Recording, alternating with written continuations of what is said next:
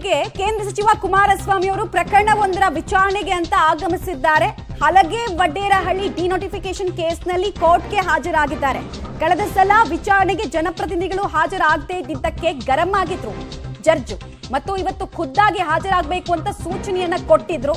ಹೀಗಾಗಿ ನ್ಯಾಯಾಧೀಶರ ಆದೇಶದಂತೆ ಕೇಂದ್ರ ಸಚಿವ ಕುಮಾರಸ್ವಾಮಿ ಅವರು ಸದ್ಯಕ್ಕೆ ಕೋರ್ಟ್ಗೆ ಆಗಮಿಸಿದ್ದಾರೆ ಅನ್ನೋದು ಗೊತ್ತಾಗ್ತಾ ಇದೆ. ಈ ಡಿನೋಟಿಫಿಕೇಶನ್ ಕೇಸ್ಗೆ ಸಂಬಂಧಪಟ್ಟಂತೆ ಪ್ರಕರಣದ ವಿಚಾರಣೆ ನಡೆಸಬೇಕಾದ್ರೆ ಆರೋಪಿ ಸ್ಥಾನದಲ್ಲಿ ಇರೋರು ಯಾರು, ಅವ್ರು ಯಾಕೆ ಬಂದಿಲ್ಲ ಅಂತ ಪ್ರಶ್ನೆಯನ್ನ ಕಳೆದ ಬಾರಿ ಕೇಳಿದ್ರು ಮತ್ತು ಆ ನಡೆಯನ್ನ ಖಂಡಿಸಿದ್ರು. ಹಾಗೂ ನೆಕ್ಸ್ಟ್ ಟೈಮ್ ವಿಚಾರಣೆಗೆ ಹಿಯರಿಂಗ್ಗೆ ಅವರೂ ಕೂಡ ಬರಬೇಕು ಅಂತ ತಾಕೀತನ್ನು ಮಾಡಿದ್ರು. ಹೀಗಾಗಿ ಕುಮಾರಸ್ವಾಮಿ ಅವರ ಆಗಮನ ಆಗಿದೆ ಅನ್ನೋದ್ರ ಡೀಟೇಲ್ಸ್ ಸದ್ಯಕ್ಕೆ ಲಭ್ಯ ಆಗ್ತಾ ಇದೆ. ಈ ಪ್ರಕರಣದ ತನಿಖೆ ಈಗಾಗಲೇ ಸಾಗಿದೆ. ಚಾರ್ಜ್ ಶೀಟ್ ನಲ್ಲಿ ಇವರು ಸೇರಿದಂತೆ ಇತರೆ ಜನಪ್ರತಿನಿಧಿಗಳ ಹೆಸರನ್ನ ಕೂಡ ಉಲ್ಲೇಖಿಸಲಾಗಿದೆ.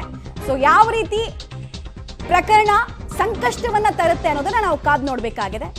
ಸದ್ಯಕ್ಕೆ ನ್ಯಾಯಾಧೀಶರ ಮುಂದೆ ಕುಮಾರಸ್ವಾಮಿ ಅವರ ಹಾಜರಿ ಆಗಿದೆ ಅನ್ನೋದ್ರ ಡೀಟೇಲ್ಸ್ ಸದ್ಯಕ್ಕೆ ಸಿಗ್ತಾ ಇದೆ.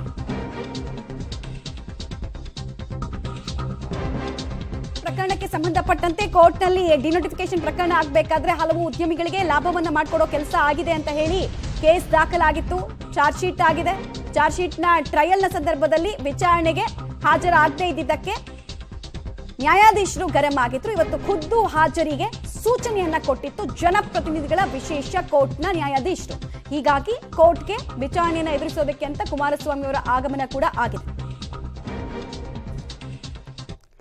ಡೀಟೇಲ್ಸ್ ಕೊಡ್ತಾರೆ ಉಮೇಶ್. ಈ ಡಿನೋಟಿಫಿಕೇಶನ್ ಪ್ರಕರಣದ ಹಿನ್ನೆಲೆ ಏನು, ಯಾವ ಸಂದರ್ಭದಲ್ಲಿ ಆಗಿದ್ದು ಇದು, ಜೊತೆಗೆ ಇವತ್ತು ವಿಚಾರಣೆಗೆ ಹಾಜರಾಗಿರೋದ್ರಿಂದ ಸಾಕಷ್ಟು ಕುತೂಹಲ ಕೂಡ ಮೂಡ್ತಾ ಇದೆ. ಎಷ್ಟೊತ್ತಿಗೆ ವಿಚಾರಣೆಗೆ ಬಂದ್ರು, ಏನೇನು ಡೀಟೇಲ್ಸ್ ಕೊಡ್ತೀರಿ? ಮಮತಾ, ಈಗ ಅಷ್ಟೇ ಕೆಲವೇ 11 ಗಂಟೆ ಹೊತ್ತಿಗೆ ಇವತ್ತು ಎಚ್ ಡಿ ಕುಮಾರಸ್ವಾಮಿ ಅವರು ಈಗ ಜನಪ್ರತಿನಿಧಿಗಳ ವಿಶೇಷ ನ್ಯಾಯಾಧೀಶರ ಮುಂದೆ ಹಾಜರಾಗಿರುವಂತದ್ದು. ಕಳೆದ 6ನೇ ತಾರೀಕು ಕೂಡ ಅವ್ರಿಗೆ ಡೇಟ್ ಕೊಟ್ಟಿದ್ರು ವಿಚಾರಣೆಗೆ ಹಾಜರಾಗಬೇಕು ಅಂತ. ಆದ್ರೆ ಆ ಸಂದರ್ಭದಲ್ಲಿ ಎಲೆಕ್ಷನ್ ಇದ್ದ ಕಾರಣಕ್ಕಾಗಿ ಅವ್ರು ವಿಚಾರಣೆಗೆ ಹಾಜರಾಗಿಲ್ಲ ಅಂತ ಹೇಳಿ ಅವ್ರ ಪರ ವಕೀಲರು ಕೂಡ ನ್ಯಾಯಾಧೀಶರಿಗೆ ಹೇಳ್ತಾರೆ. ಆ ಸಂದರ್ಭದಲ್ಲಿ ನ್ಯಾಯಾಧೀಶರು ಕೂಡ ಗರಂ ಆಗಿದ್ರು. ಅಂದ್ರೆ ಪ್ರತಿ ಬಾರಿ ಕೂಡ ಒಂದೊಂದು ರೀಸನ್ ಹೇಳ್ತೀರಾ ಅಂತ ಹೇಳಿ ಅವ್ರು ಗರಂ ಆಗಿದ್ದು. ಆ ನಂತರದಲ್ಲಿ ಇವತ್ತು 11 ಗಂಟೆಗೆ ಬರ್ತಾರೆ ಅಂತ ಹೇಳಿ ಅವ್ರ ಪರ ವಕೀಲರು ಹೇಳಿದ್ರು. ಅದರಂತೆ ಇವತ್ತು 11 ಗಂಟೆಗೆ ಹಾಜರಾಗಿರ್ಬೋದು. ಅಲ್ಲಿಗೆ ಒಡೆಯಲ್ಲಿ ಡಿನೋಟಿಫಿಕೇಶನ್ ಪ್ರಕರಣ ಏನಿದೆ ಇದು ಹಲವು ವರ್ಷಗಳಿಂದ ನಡೀತಾ ಇರುವಂತಹ ಪ್ರಕರಣ ಆಗಿರೋದ್ರಿಂದ ಆ ಡೇಟ್ ಅನ್ನು ಮುಂದಕ್ಕೆ ಹಾಕೊಂಡೇ ಬರ್ತಾ ಇದ್ರು.